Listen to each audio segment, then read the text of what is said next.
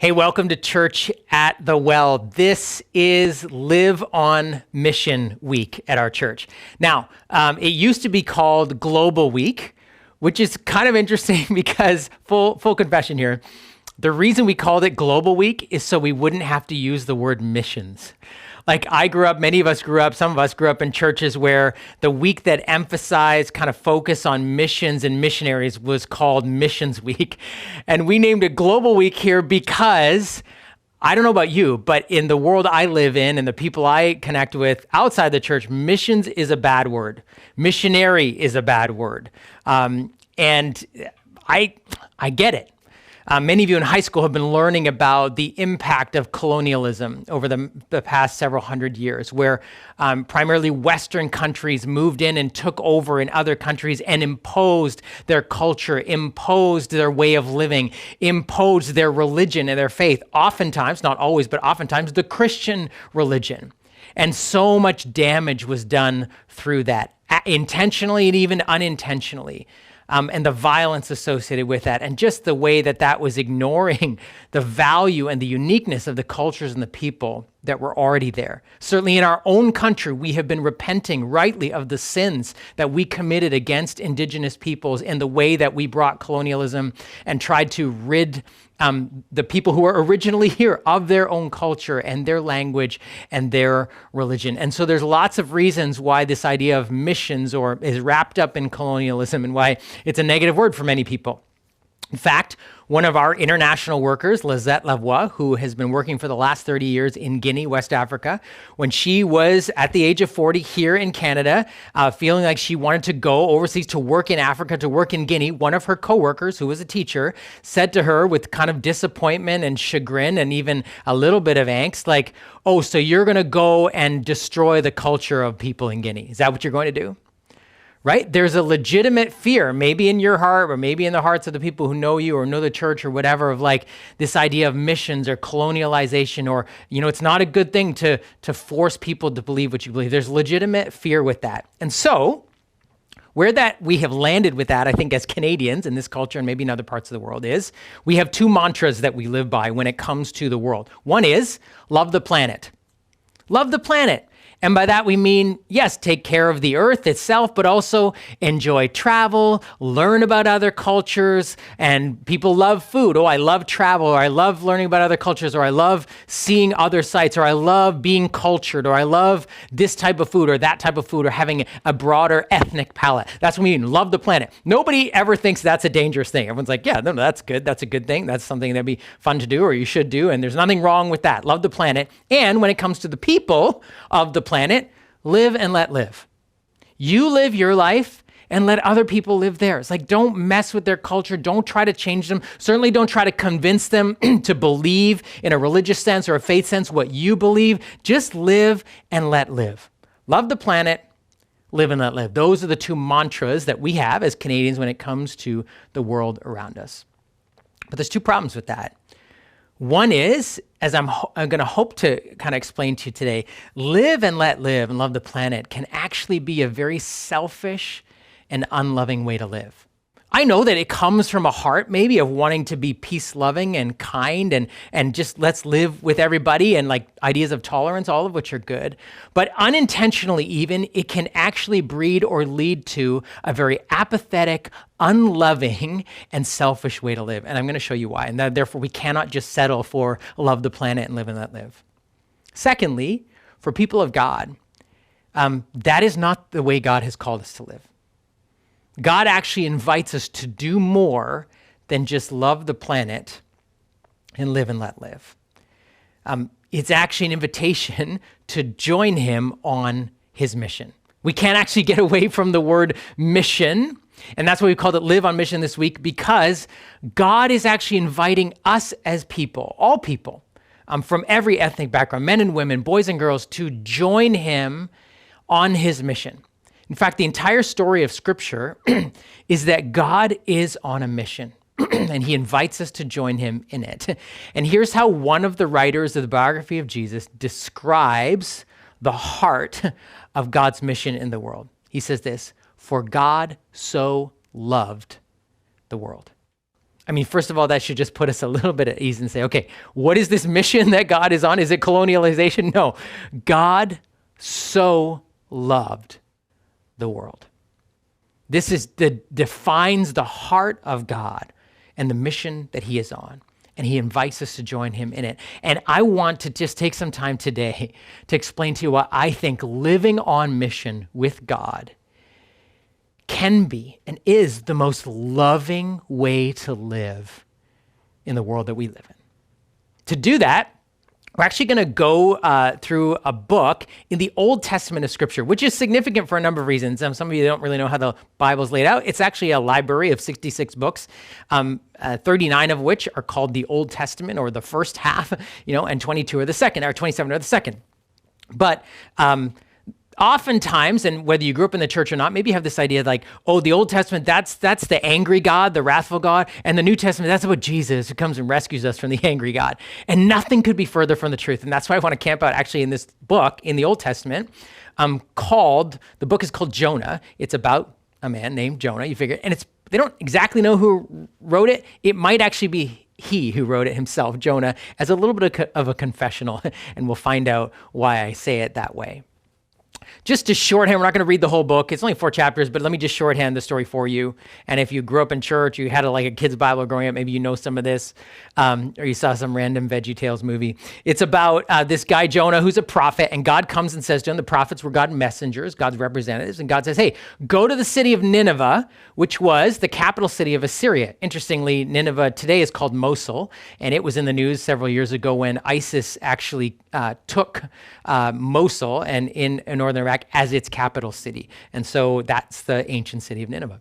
God says to Jonah, go to Nineveh, capital city of Assyria, who were Israel's enemies, and Jonah was part of Israel, the nation of Israel. Go to the enemies and tell them, and he says, preach against it, which I know sounds like old kind of wrath biblical language, but basically God was saying, tell them that they're heading in the wrong direction. Tell them that their ways of relating to each other are destructive. And we don't know exactly what some of those ways are, but we know one of the things God was always telling his people was not to adopt the ways of some of the cultures around them, because often they were barbaric. Often they involved the extreme mistreatment of women and children, sometimes even child sacrifice. And so we don't know exactly what was going on in Nineveh, but basically God was saying, it can't go on anymore. Jonah, go tell them to stop. Go tell them I'm going to intervene unless they do something, unless they change their ways.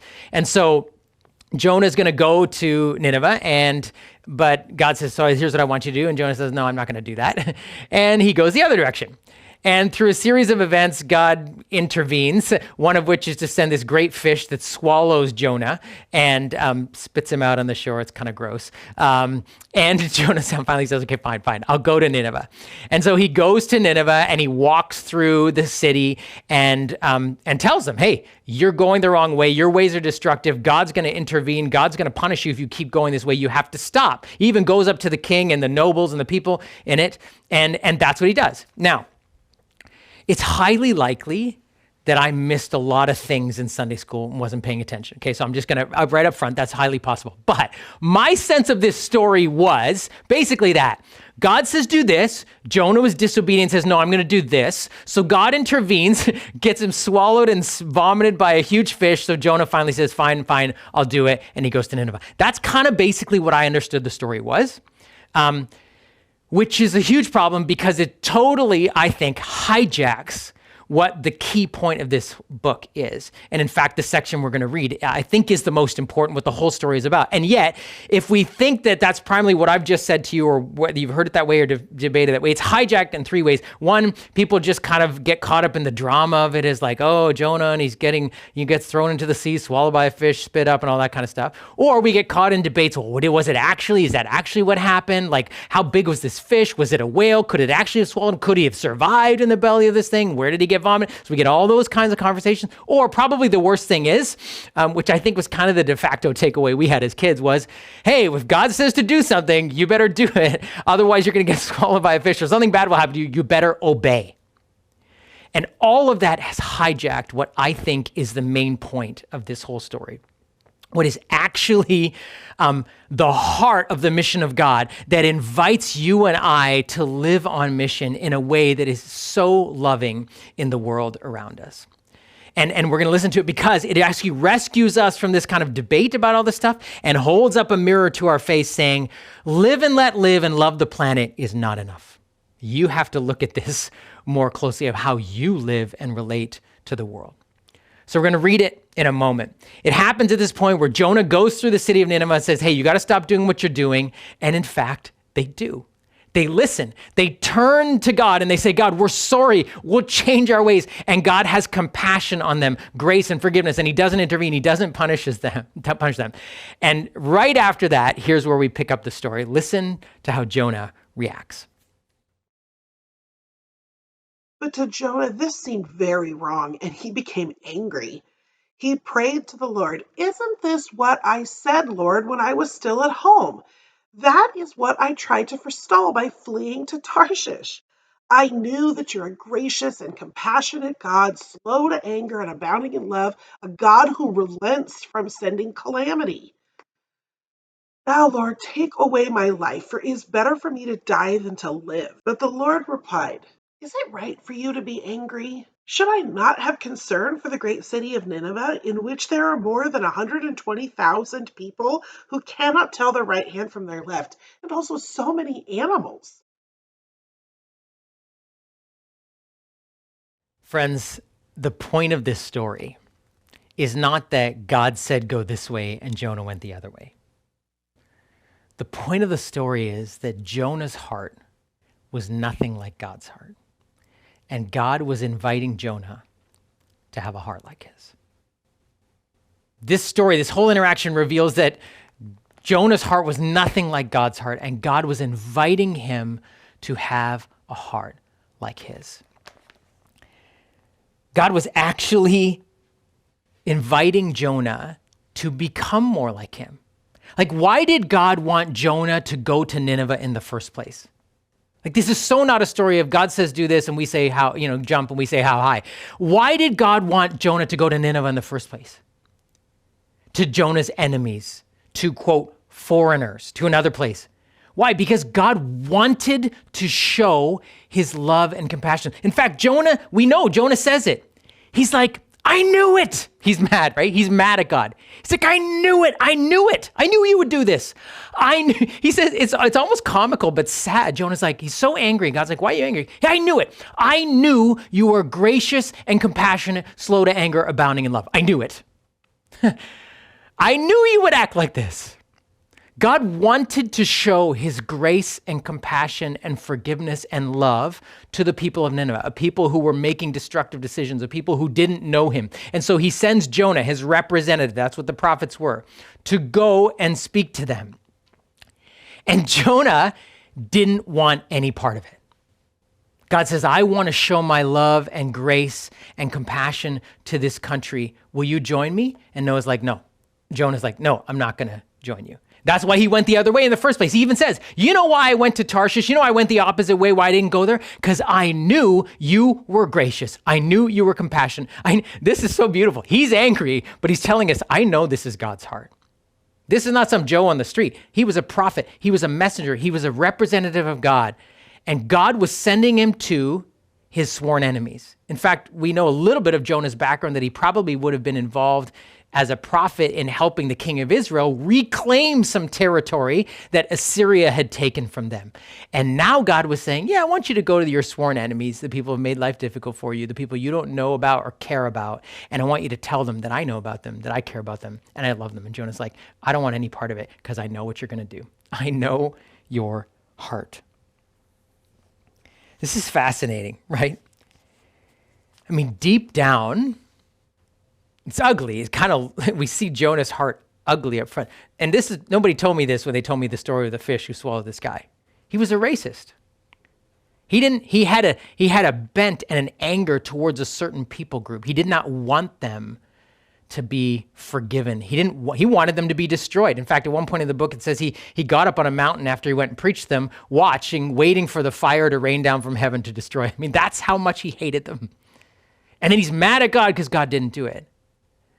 It's like not only did he hate them, but deep down he was quite happy to receive the love and the grace and the compassion and the forgiveness of God for himself. He just didn't want anyone else to have it. He wanted it for himself. He didn't want anyone else to have it. And it's the ugliness of Jonah's heart, in a sense, up against the heart of God. And the book ends, part of what was read for you, the book ends, the last verse actually gives us such a window and insight, a deeper insight into just how much love, compassion, mercy, and grace God's heart has. Here's what God says to him. He says, oh, you're angry. Are you really? And then he says, look, should I not have concern for the great city of Nineveh, in which there are more than 120,000 people who cannot tell their right hand from their left, and also many animals? What's with the animals? We'll talk about that. But God's saying, and he says three really significant things in this verse that ends the book, that ends the confessional, that describe God's heart. He says, should I not have concern, which is actually better translated compassion or pity. In other words, God's just saying, I don't just love the planet. I love these people. I love the people of the planet. I love I see them, Jonah. Should I not? And that word compassion, which is, some of your translation might have some of the, should I not love that great city? But compassion's probably the best word. Compassion means to empathize with or suffer with, co-passion, to share the pain and the burden. God's saying, I love these people. I share their pain and their burden. I have concern for them, each of them. There's hundreds of thousands of them, and I love them. Should I not have concern for them, Jonah? And why? What was he concerned about? He says this, that they don't know their left hand from their right hand, which is not about God saying they're stupid. He's saying they don't understand how destructive their decisions are. Not knowing the left hand from the right hand doesn't mean they were uneducated. It meant that they didn't realize, or they were caught in a life and a behavior that was destroying them and each other, and they didn't realize. They needed someone to say to them, don't do that anymore. He says that's the left hand, right? And then thirdly, he says, and all that cattle, which is God an animal lover? I mean, God is an animal lover. Not cats, probably. I'm just kidding. Don't at me, okay? He loves all animals. God loves all the creatures he made. But why does he say the cattle? The cattle were the economy.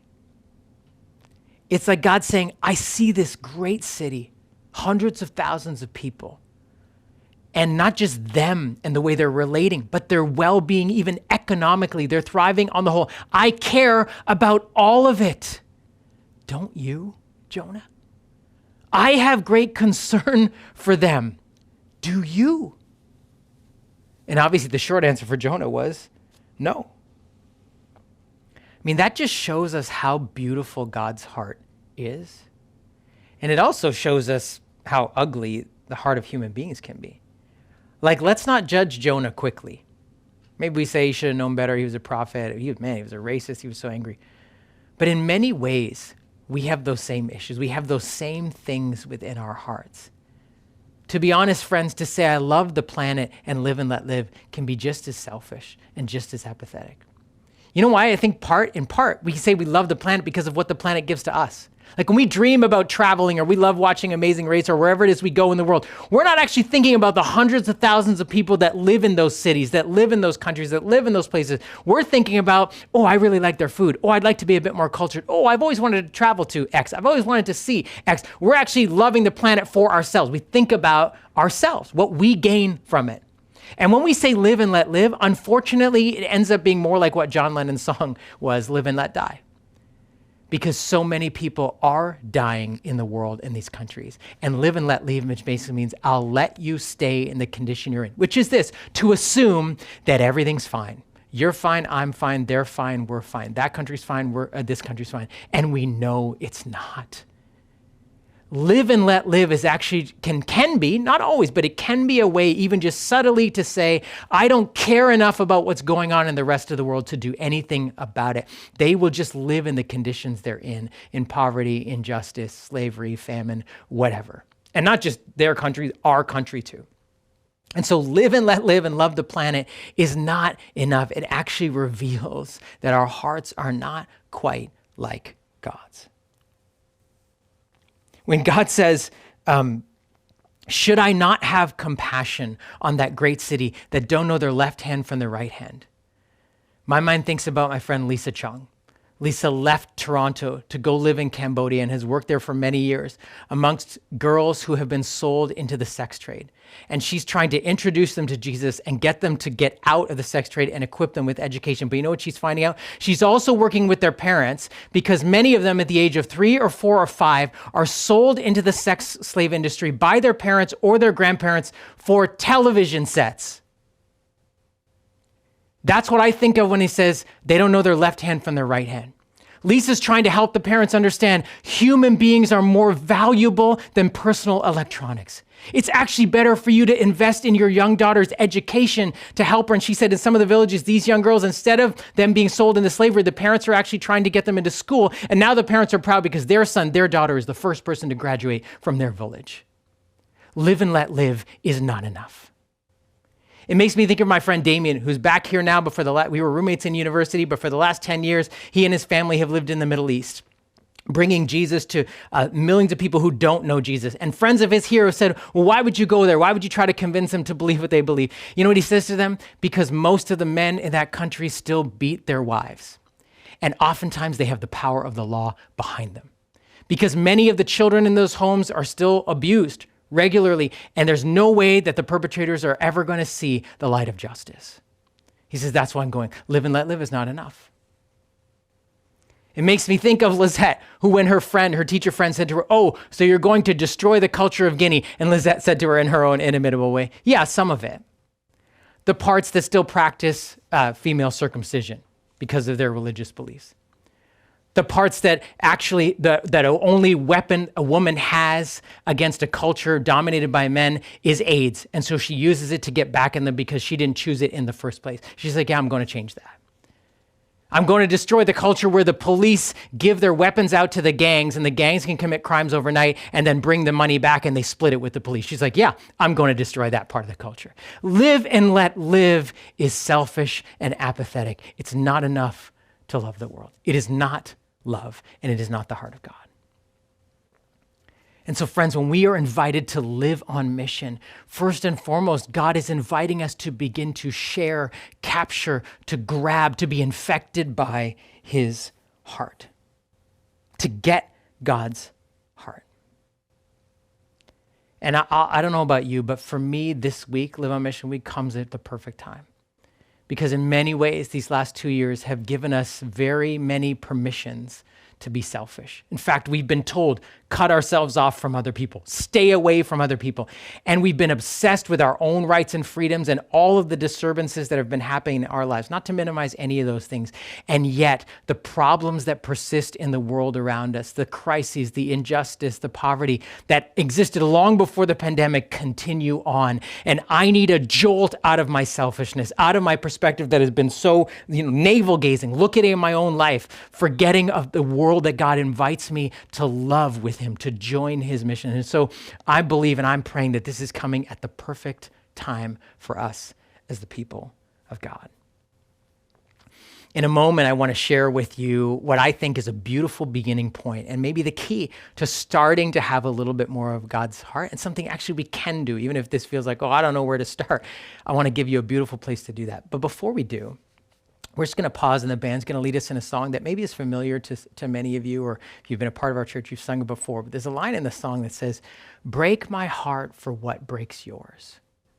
Everything I have for your kingdom's cause. In other words, everything I have for the mission that you are on, God. And so we can just pause here and just worship God. It says, I see his love and mercy. We can worship him for his heart like that he has a heart like that for the whole world. And just ask his heart, to infect ours a little bit more. So let's do that together. And then I'm just going to close with what I think is a beautiful next step for us to be able to have a heart that's more like God's.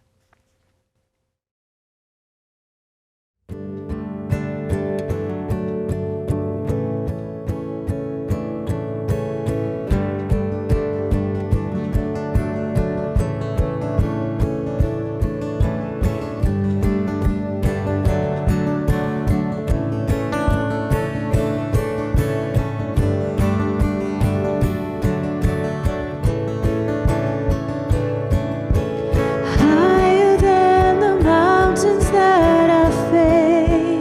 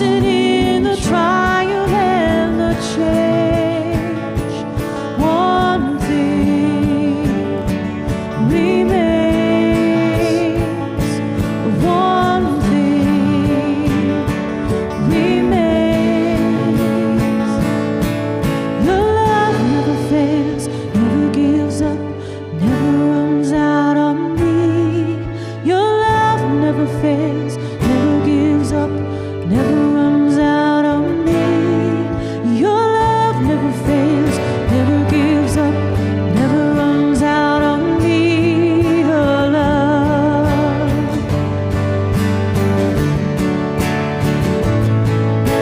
And on and on and on and on it goes, and it overwhelms and satisfies my soul. And I never ever have to be afraid. One thing remains. One thing remains. Your love never fails, never gives up, never runs out on me. Your love never fails, never gives up, never runs out on me. Your love never fails, never gives up, never runs out on me. Your love.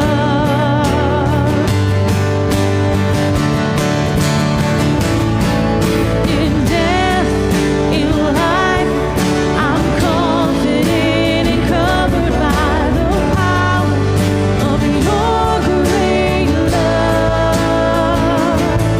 My debt is paid. There's nothing that can separate my heart from your great love. In death, in life, I'm confident and covered by the power of your great love. My debt is paid. There's nothing that can separate my heart from your great love. Your love never fails, never gives up, never runs out on me. Your love never fails, never gives up, never runs out on me. Your love never fails, never gives up, never runs out on me. Your love.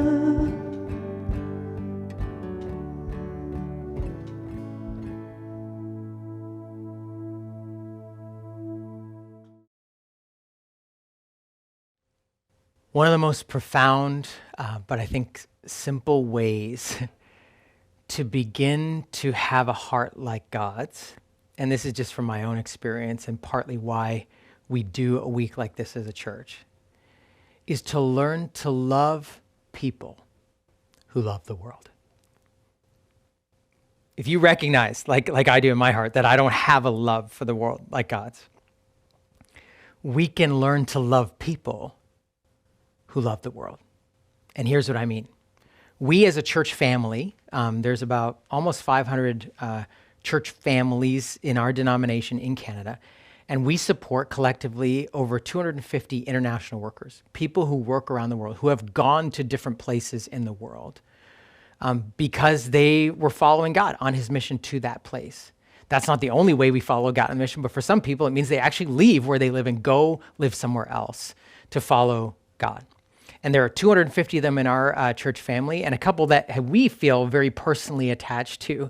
And part of what we do in Live on Mission Week is introduce you to, or connect you to, or reconnect you to some of these people who love the world. And that as we get to know them and as we learn to love them, their heart for the world becomes kind of our heart for the world. We get more of the love of God in us as we love the people who love the world. That's how this begins. And especially for those of us who live here and aren't actively living in other parts of the world, we need to connect to them. This week in your home groups, I'm really excited because you're going to get to know Wade and Kara Kennedy a bit more, the Kennedys who work in Central Asia. So that's a part of home group this week, is get to know the Kennedys a bit more. You're going to be able to watch a video and they're going to explain a little bit of what they're doing. But I've known them for many years. I actually knew them years ago before even I was married, before they were married. I knew them when they just met each other. And as young adults, they were young professionals in the city of Toronto. working in finance and engineering. And after they got married, shortly after they got married, they just really felt God's call to go and love the people of another place. And so they were invited to start an adventure travel company in Central Asia. And just as a kind of a 1 or 2 year experience. And then as they were there, they literally said, God has given us a heart, his heart for a people we had never known before. We actually feel like we love this great city and we want to be here. And so many, many years later, and you're going to get to hear from them, they now have started an institutional cleaning company that employs over 150 people. And you'll hear this in home groups, but I'll tell you this anyways. One of the beautiful things of that is that's kind of, when God says, should I not care about the cattle of Nineveh? It's like, should I not care about the economic thriving of that city? Well, they have found that their cleaning company that employs over 150 people is actually loving that city in a couple of profound ways. One is, many of the men in that city, because there's not many jobs, they leave and go to Russia for work, which means they leave their families for years at a time, which means sometimes they're susceptible to affairs or they have wives in different places that people don't know about. So it actually seeds all kind of destruction in their way of living that starts with just the fact that there aren't enough jobs. And so actually providing employment in the city where they live so they can stay is actually helping them not just find money, but actually help bring healing and wholeness to their families. And they've also found that many of the people they employ are women who are on their own, whose husbands have left or divorced them, whatever, and they need ways to support their family. And so this is actually a place not only to find employment, but to bring healing and wholeness to them. And as they see the Kennedys and their love for Jesus, they start to understand the love of Jesus for them. This is what it means over many, many years. And so excited for you to introduce them. Some of you actually have met them before. I had the privilege of being out there a few years ago. There's a picture up there, I think, of our senior high team that went and ran a day camp with them, like we do Kindle Kids Day Camp here. They ran it for them there in Central Asia. And so that was really an amazing thing to be a part of. And so these are the ways, and we're hoping to send another team in the next couple of years. The Kennedys will actually be home here in Canada for a year starting this June. So you will get to learn to love people who love the world. And then, of course, today is Market Sunday.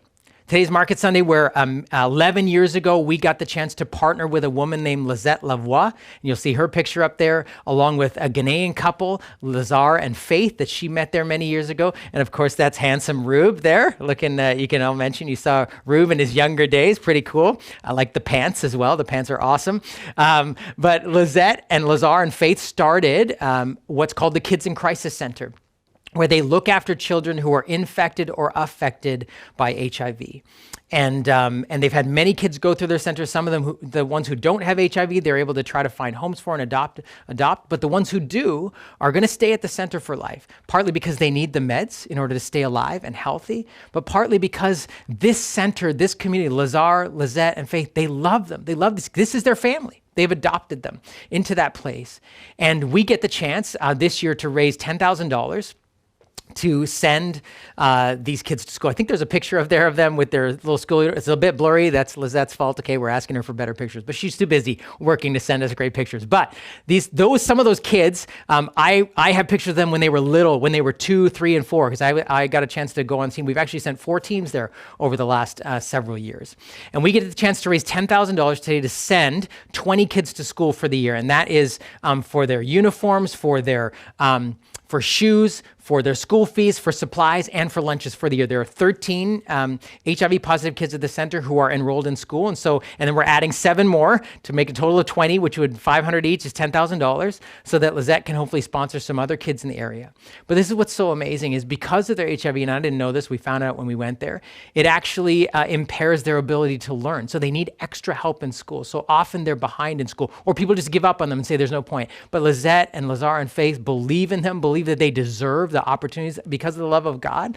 And so they're progressing in school. Many of them, they're a little bit behind in the grade level they should be, but they're moving up and their pace is increasing and they're learning. And this is such a gift to be able to give them. And so Market Sunday today on Zoom, I'm going to invite you at 12:30. If you're watching online, if you're watching one of our services, get home or get on a computer. You can find it on our website, thewell.ca. Get onto the Zoom. There's an auction where our kids have been given.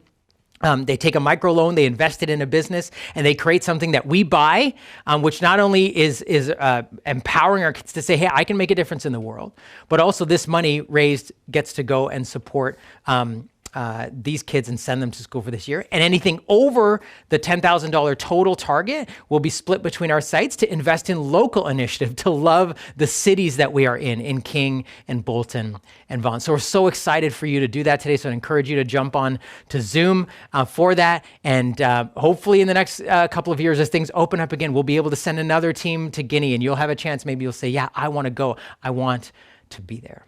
These are ways, friends, that we can learn to love people who love the world, and in so doing, get the heart of God. You know, in the last couple of years, as we have been going through a pandemic, we've used and heard the word immunized a lot. Whether it's herd immunity or vaccine immunity or whatever it is. We've talked about, right, trying to get immune so that the disease cannot infect us. And yet I think one of the great dangers in a season like this is that we have become immune to the suffering, to the plight, and to the need of other people, as it's been very easy to protect ourselves. That's something we don't want to be immunized against. We do not want to be immune to the plight and to the suffering of other people. And so I'm praying that in this Live on Mission week, you will not be immune. Your defenses will not be up to the heart of God, that the heart of God would actually infect your heart and my heart. So we would actually learn to love, not just love the planet and live and let live, but actually love the world.